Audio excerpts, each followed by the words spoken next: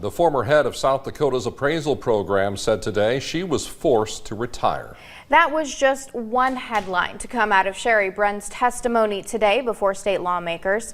Bren was called before the Government Operations and Audit Committee to discuss the program. That meeting at the mansion with Governor Noem and Noem's daughter, Cassidy Peters' path to becoming an appraiser. State House reporter Austin Goss with our 6 o'clock top story tonight. Austin, good evening.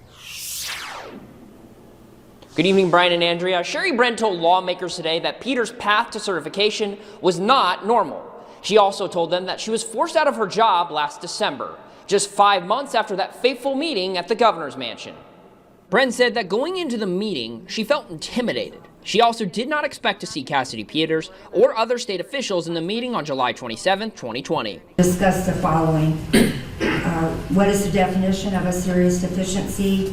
What criteria do you use for denials?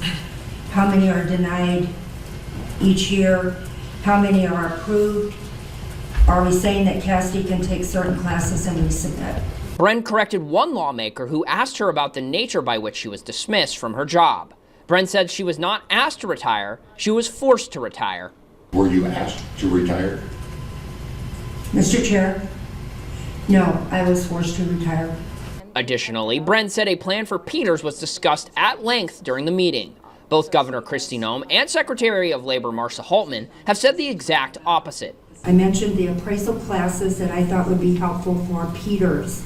The governor was upset that she was just now hearing about these classes. Hultman spoke up saying that Bren had originally prescribed additional education in the initial draft of the agreed disposition. The agreed disposition that Bren drafted for Peters, which helps chart a path forward for an appraisal applicant, was altered by Secretary Hultman. Was it common for Secretary of Labor to suggest amendments like that?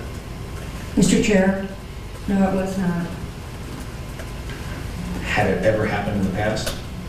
Mr. Chair, I do not recall that there's been involvement by the Secretary in the agreed disposition process.